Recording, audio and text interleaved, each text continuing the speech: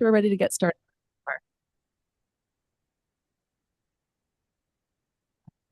All right. Good evening, everyone. Welcome back after the summer break. I would like to recognize that the area we call the Fraser Valley Regional District has been home to Indigenous peoples for generations. There are 31 communities with reserve lands in the FPRD's jurisdiction and as many as 69 groups with interests in the area. We honor our commitment to collaboration, inclusion, and reconciliation in our work here today and call to order the September 18th Fraser Valley Regional District Board meeting. First item, please. Looking for approval of the agenda, and late items. So moved, Madam Chair. Moved by Director Facio, seconded by Director Pranger. All in favor? Motion is carried. Next item. 4.1 is the draft Fraser Valley Regional District Board open meeting minutes of July 24th, 2025. We have a mover. Mover Director Shahal, second Director Smith. All in favor? Before we go any further, I forgot to welcome alternate Director Westring, filling in for Vice Chair Director Clute. Thank you. Oh, you get a clap. Wow, you should feel very honored. You all often get that.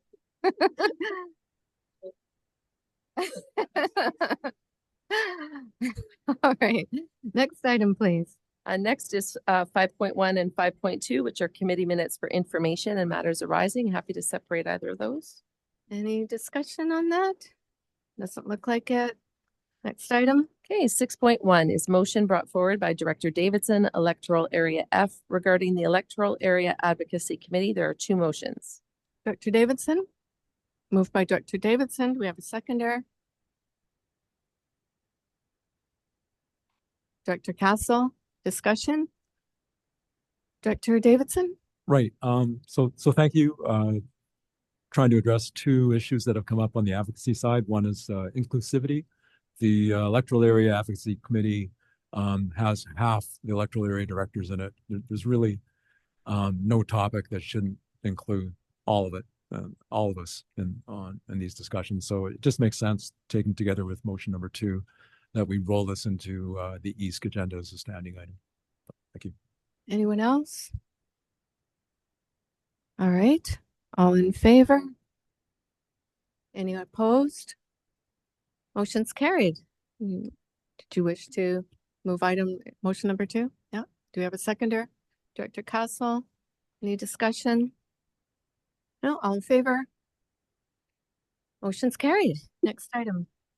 7.1 is the Fraser Valley Regional District Official Community Plan for portions of Electoral Area C, Lake Erock and Harrison Mills, bylaw number 1747. Moved by Director Wardenberg. Do we have a seconder? Director Adamo. Director Wardenberg, did you wish to speak to this? Yeah. I guess I just want to thank staff. All the staff. This has been a very long process. Started in December of 2021. And well, hopefully it completes the process tonight. It's been a series of meetings, a long series of meetings, public hearings, meetings with different government agencies. They put together a OCP that I believe is very well written. It's a great document, and I think it gives direction or a vision for Area C for the next probably 30 years. Yeah, well done. Thank you very much. Thank you. Yeah, I sat in on the public hearing, and I think it's a credit to all of our staff and you, Director Wardenberg, as well as the whole EA committee for the outstanding public consultation to make sure the community felt really heard and fully informed. So well done, everyone. Davidson? So we had a seconder. Yeah, that was Director Domo. Anyone else? Director Dickey.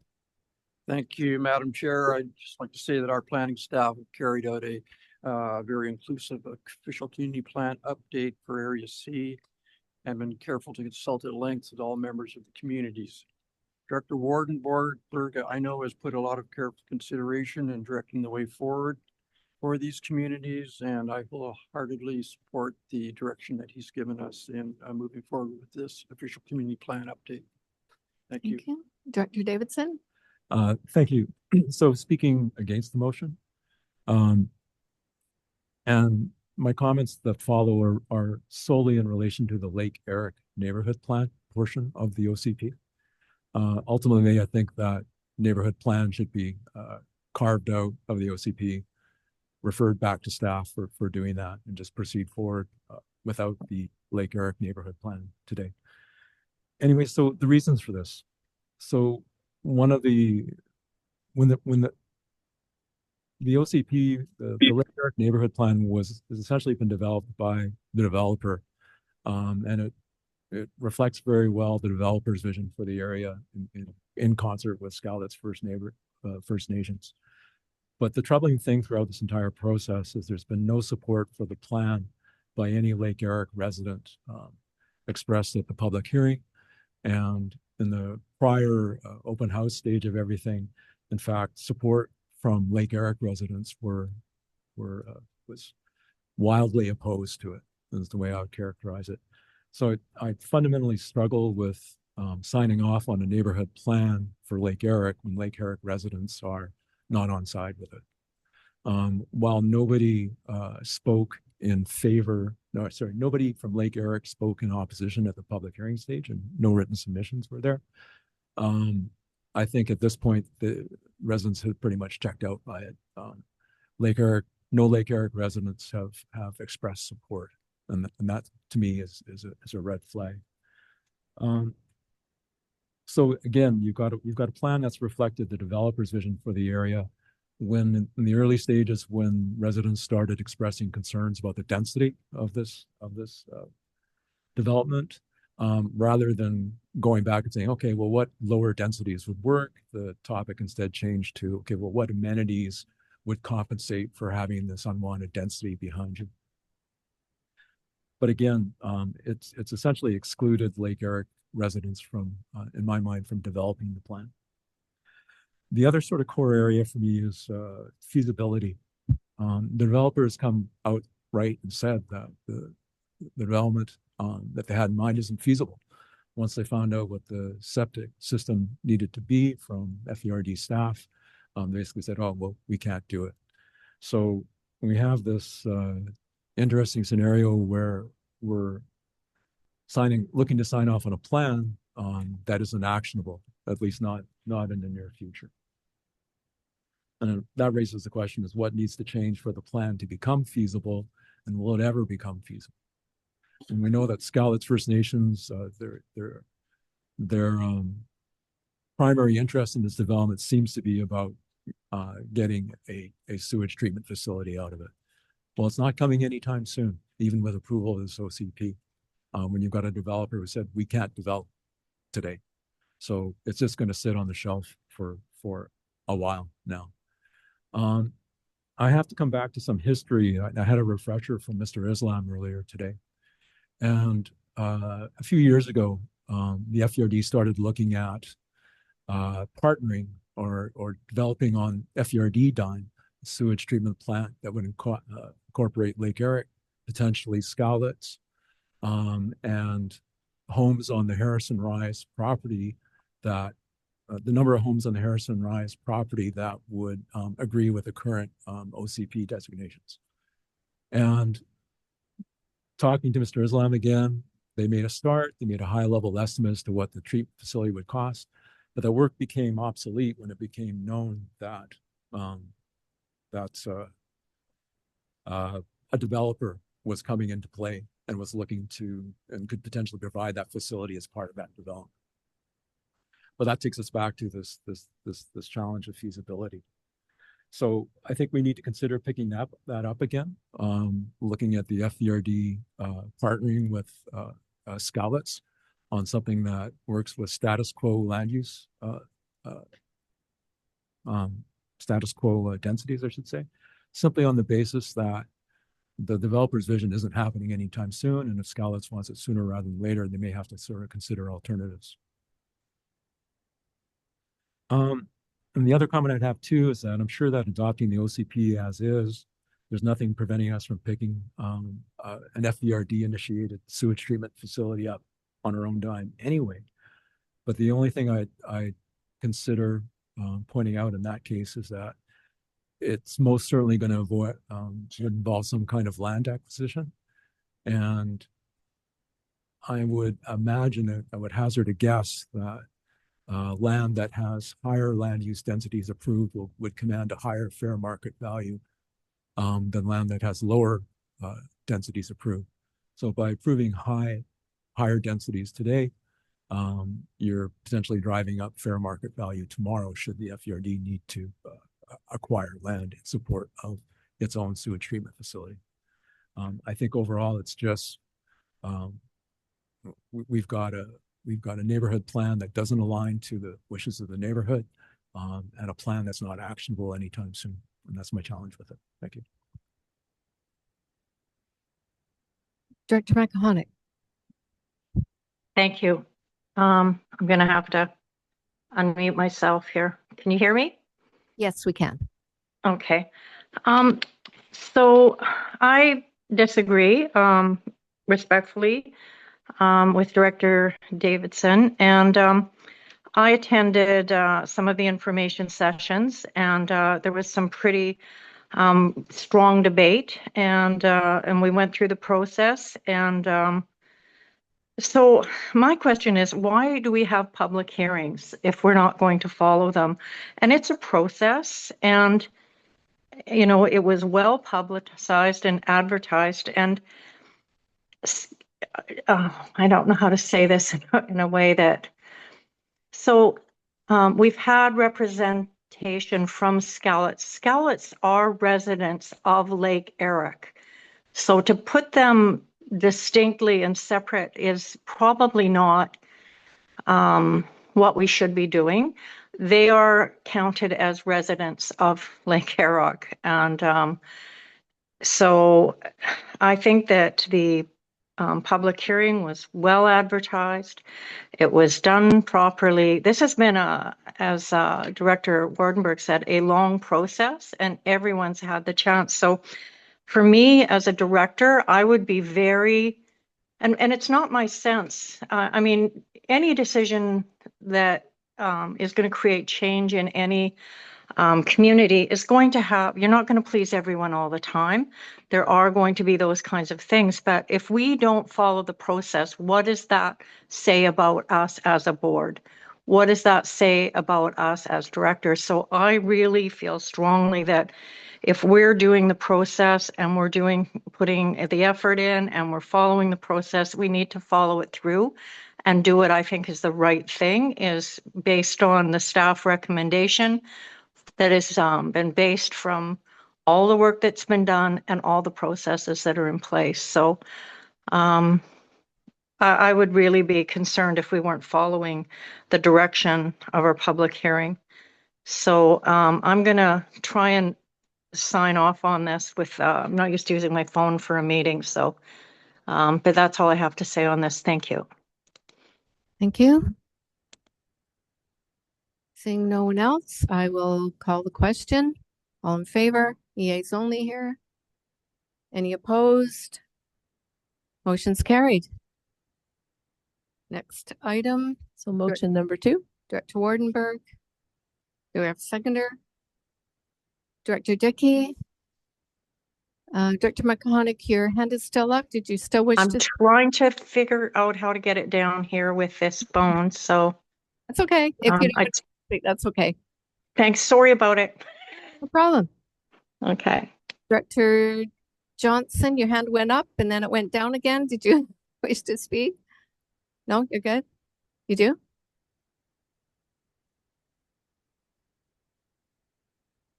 Thank you, Chair. Sorry, I'm having some issues, but I think I've got it figured out.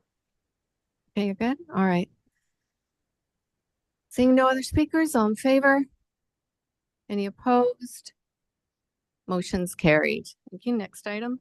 7.2 is the Fraser Valley Regional District Regional Library Service Area Merger and Amendment Bylaw number 1591. Do we have a mover? Director Lum, seconded by Director Reed. Seeing no speakers, all in favor? Any opposed? Motion's carried. Next item. 7.3 is the Fraser Valley Regional District Othello Road Fire Protection Service Area Amendment Bylaw number 1749. Moved by Director Adamo. Do we have a seconder? Director Smith? No speakers, all in favor? Any opposed? None carried. Next item. 7.4 is the Fraser Valley Regional District Air Quality Management Service Area Merger Establishment Bylaw number 1753. So moved, Madam Chair. Moved by Director Facio, seconded by Director Reed. All in favor? Any opposed?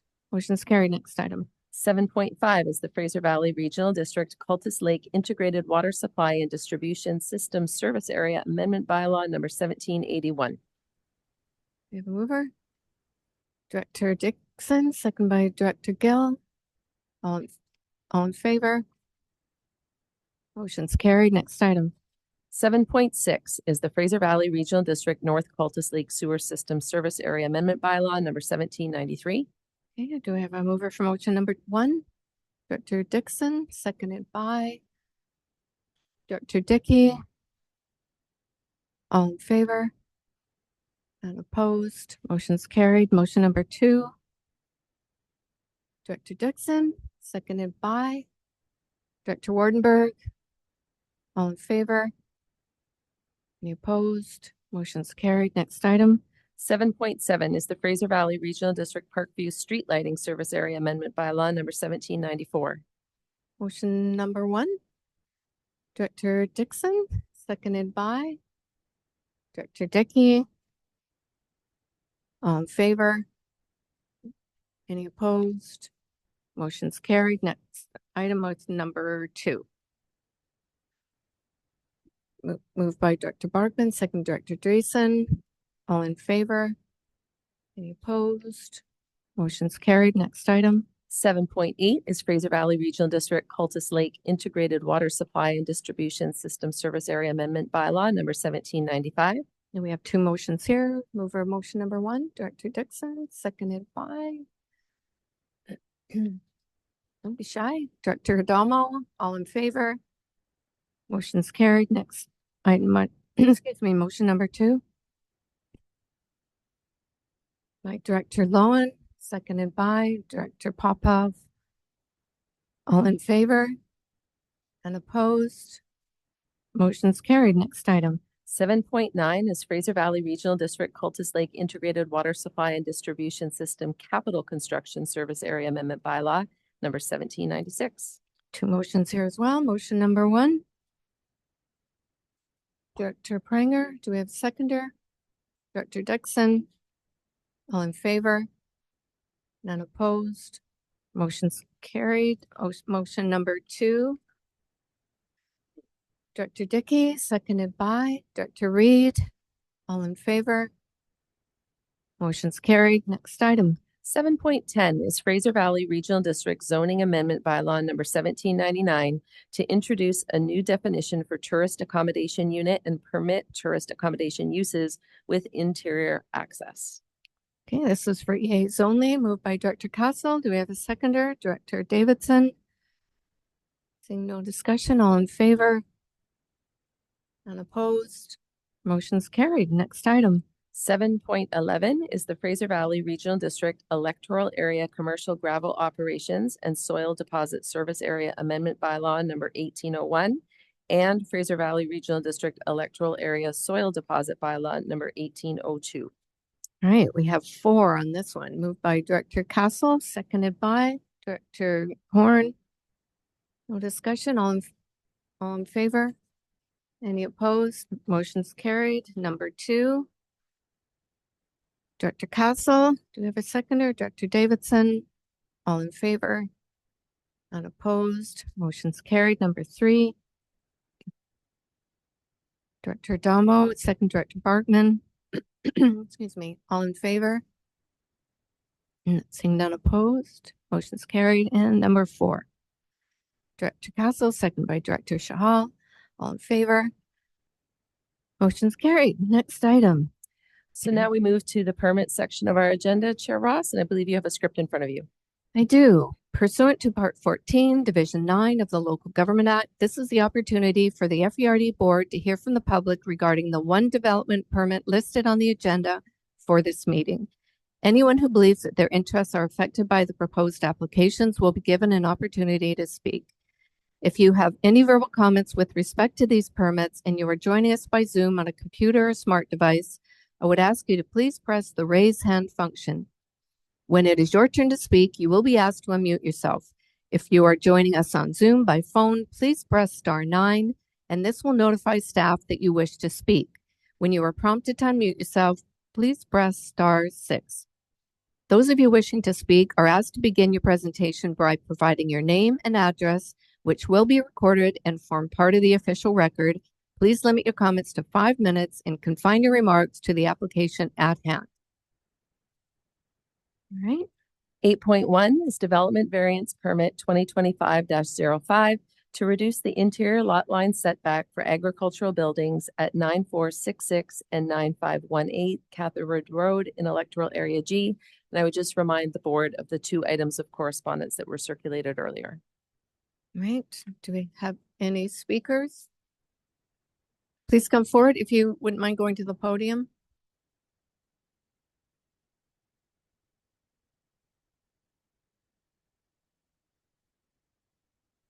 Thank you. Good evening. My name is Brandon Clute. I'm here this evening to represent both the farmer and myself as the builder particular to this project and this variance application.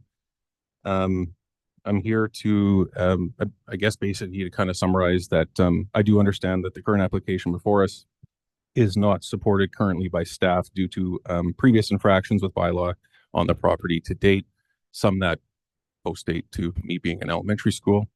But I'm here this evening basically to let members know that currently I'm working diligently alongside the farmer to clean up all current infractions and putting a plan together with members of the building department staff and bylaw. As many of you are aware, there are tremendous pressures on farmers and the welfare of their animals, particular to the growth and regulations in today's world. This DBP is critical for farm expansion and day-to-day farm activities. And I'm hoping that this could look at being supported if in conjunction with both the farmers' plans to deal with these infractions, as well as pass this DBP along. Thank you. Do we have any other speakers? Don't think there's any in the audience. How about online? Thank you, Chair Ross. We do have one member of the public joining us online on Zoom. I just would ask and see if they had any wish to make any comments. Just hit the raise hand function.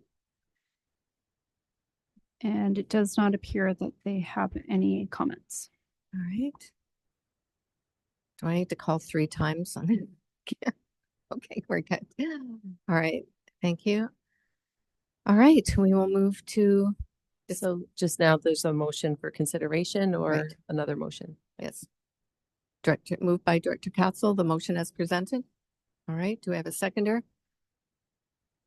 Director Dickey, any discussion? Seeing none, all in favor? Any opposed? Motion's carried. Next item. 9.1 is Electoral Area B Residential Curbside Collection Services Contract. There is a motion for your consideration. Do we have a mover? Moved by Director Damo, seconded by Director Lowen. I see no speakers. All in favor? Any opposed? Motion is carried. Next item. 9.2 is the Athey Road Bank Stabilization Contract Award.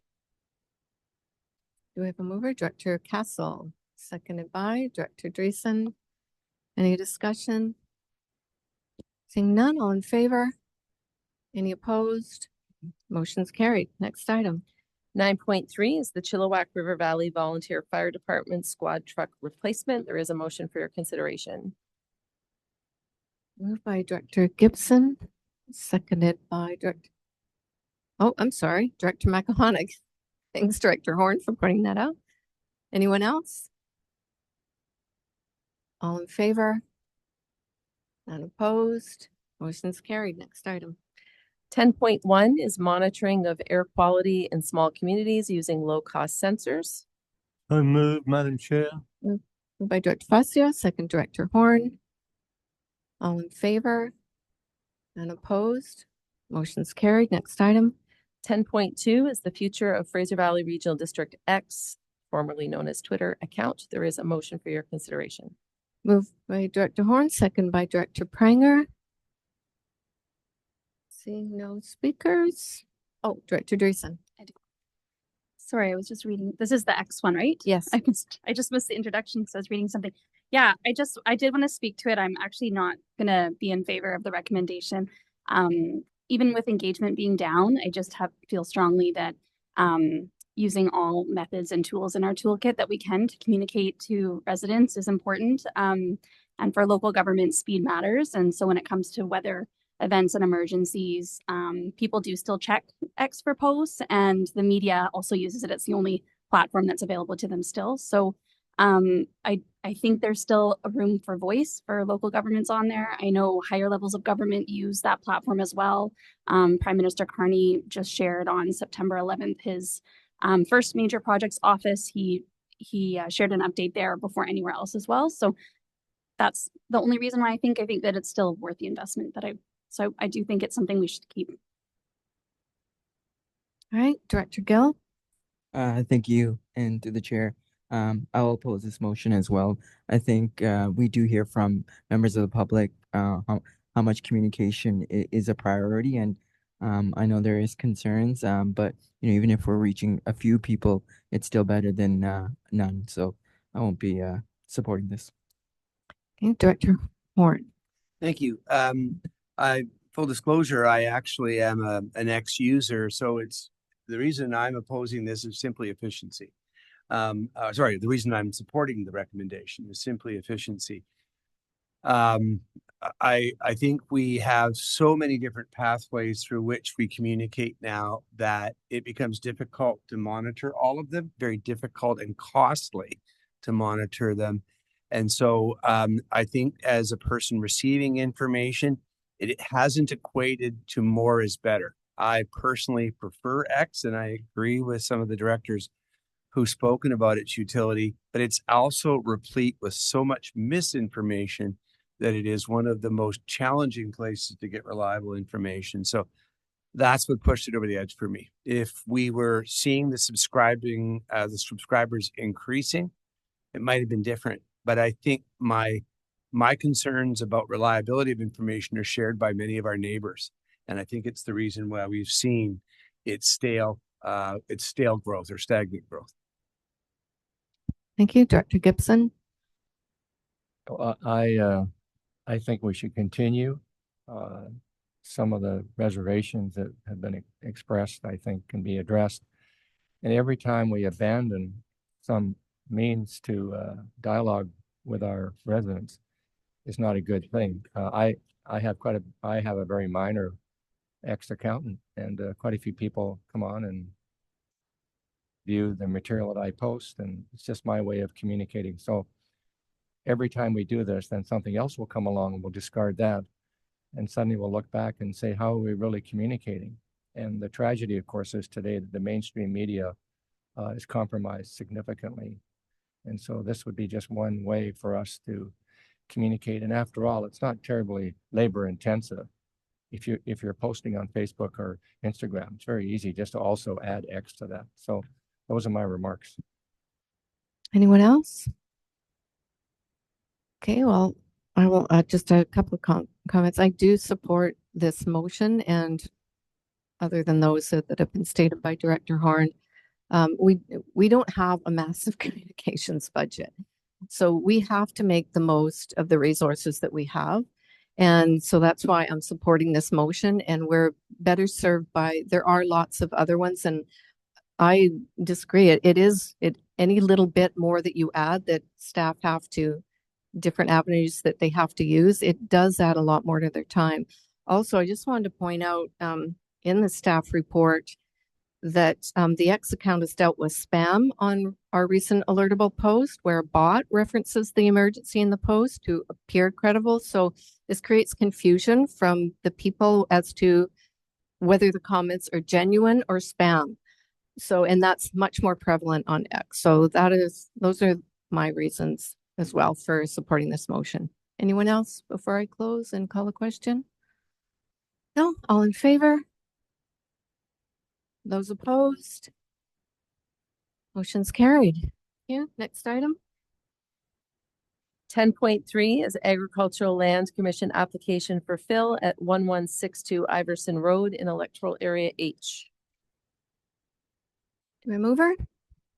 Moved by Director Dixon, seconder by Director Westring.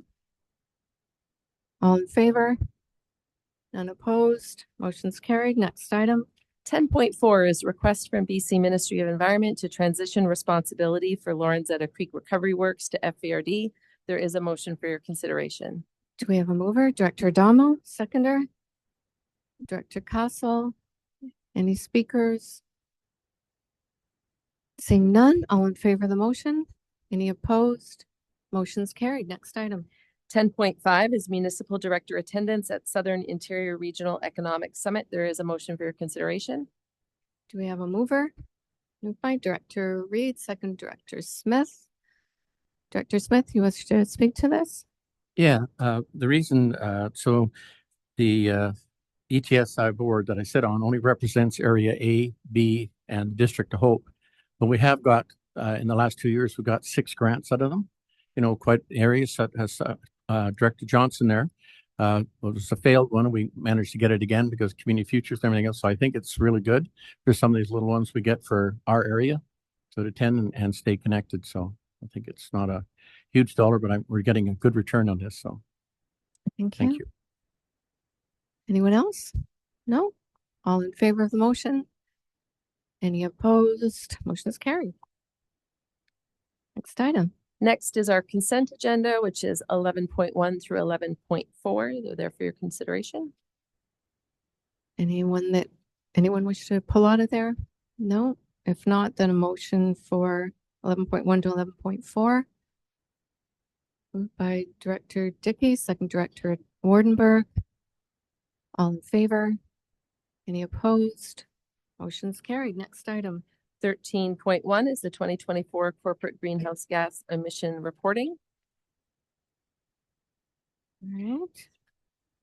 That's right. Information My only. apologies. Yes. So items 13.1 through 13.6 are all information items. Happy to separate any of those out for discussion. Does anyone wish to speak to any of these?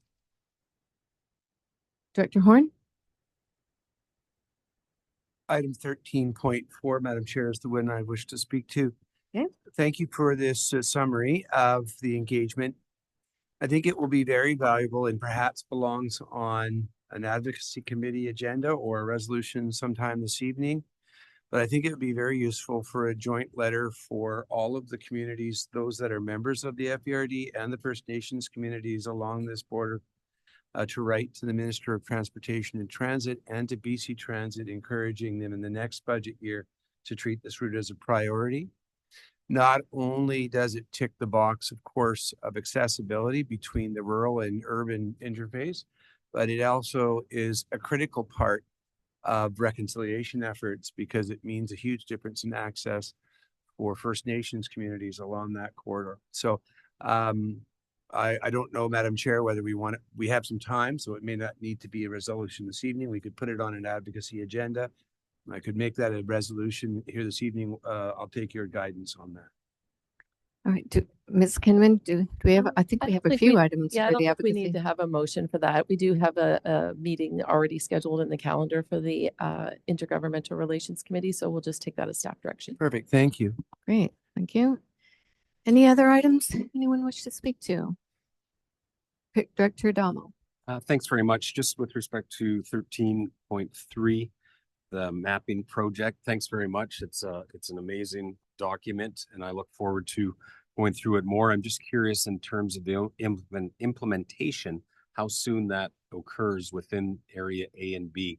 Our current applications for development, is it applied right now or will it be in a month or two from now? Ms. Kinnaman? I just have Mr. Danilou's comment on that one. Thank you. Through the chair to Director Adamo. Staff will certainly be using the information contained in this report immediately for responding to development applications. We envision implementing it through the forthcoming Fraser Canyon OCP updates, which we'll be working on primarily through next year. Right. All right. Anything else that anyone wish to speak to any of these items? Doesn't look like it. All right. Next item, please. And just moving to items for correspondence, happy to separate that one as well if needed. Anyone wish to speak to this one? Doesn't look like it. Next item. Okay, moving down to reports by board directors. Director Horn. Thank you, Madam Chair. Yesterday, I had the opportunity to attend the open board meeting of the Fraser Health Authority in Coquitlam. And in that meeting, I had the opportunity to speak to the acting chair and the acting CEO, as well as the incoming CEO, Dermot Kelly, and to remind them of some work that North Fraser communities are trying to do to build community input. Again, those aren't only our members here, they are some, but also First Nations communities and the city of Maple Ridge has been a part of that work. I was very pleased with the reception I got from the current board chair and a description of an ethos within Fraser Health that I think is looking to be more collaborative and in partnership with local governments. There were other questions and other subjects that illustrated that throughout the course of the evening, and it was a very afternoon, I should say, very positive interaction. I also had a chance to speak with VP Chandra and remind him of how grateful we were of the work that we're doing through his department as well. So I just wanted to say thank you to whomever is listening from the province and within Fraser Health, that I think we're entering an era where perhaps there's more of an appetite to listen to not only elected people, but also at the community level, service providers, both in and outside of the healthcare system, as well as families and patients. So I hope that will continue. There was also, I think news that is a challenge for all of us to hear, but we probably are familiar with, that the staffing freeze and staffing cuts will continue. But it was emphasized that efforts will be on maintaining clinical services and where possible, administrative cuts are where they're going to be. But I do think it will be a challenging time and a time of change and a difficult square to circle because of the fact that we and everybody else in this province expects our healthcare system to achieve new goals at the same time as they'll be tightening their purse strings. The attitude is there. I think it's growing and improving. Whether the purse strings are there, well, that's our job to advocate for and to continue to do that at all the levels. And I think we'll all be having a similar chance to do that next week at UBCM. And I'll encourage everybody to share how much healthcare needs that support in Fraser Valley as they meet with people from the province next week. Thank you. Thank you, Director Horn. Director Reid. Thank you, Chair Ross, and thank you, Director Horn, for being at that meeting and bringing that information. Something that has come to my attention recently is that urgent need for female health specialists in our Fraser Health region. And there's an obvious disparity between what's happening in Vancouver Coastal Mountains versus Fraser Health. And so to hear that there's a staffing freeze, a hiring freeze, and if that's for specialists as well, then we are in dire straits in our region, because I think that the Vancouver Coastal Health, for their population versus the fastest growing population probably in the province and potentially the country, doesn't have the same services and supports that other regions do. So recently came to light that the gynecological oncologists in our region, there was an announcement made that there would be 3 added to the Fraser Health region. However, that didn't happen. One that's working in the region is moving out of the region, in fact, to another province. because the support wasn't there to hire his services. And so I think when we're losing the female health specialists in our region, we are looking at areas of ovarian cancer and uterine cancers, female specific related health issues. We're really struggling to get the support we need. That means people from our region need to go to Vancouver to access services, which also will put a strain on their services. But what do the people in our communities do when they have to take their spouses or partners to Vancouver and then drive back and forth on the highways that can't support us, or stay over? And so the increased costs and are significant. So I would like to urge our member municipalities to still write letters in support of advocacy for bringing more female health specialists into our region. At a recent council meeting in Chilliwack, Mayor Popov directed staff to do the same. And so I encourage everybody here to do that, as well as the Fraser Valley Regional District, to support the efforts for our female residents to get the support that they need in the community. Thank you for your advocacy on that, Director Reed. All right, anyone else? Well, I will just like to mention that Director Makahonic will be running for Director at Large at the UBCM conference next week. So I encourage everyone to get out and vote for one of our own. All right, anyone else? No? All right. Next item. Okay, so moving to public question period for items relevant to the agenda, we'll just turn things over to our corporate officer, Jamie Van Ness. Thank you. I can confirm we no longer have any members of the public joining us on Zoom, and we no longer have any members of the public in our audience tonight, so we can move to the next item. All right, thank you. Okay, looking for a resolution to close the meeting. So moved, Madam Chair. Moved by Director Facio, seconded by Director Smith. All in favor? Motion's carried. Okay, just give us a couple minutes to set up the room.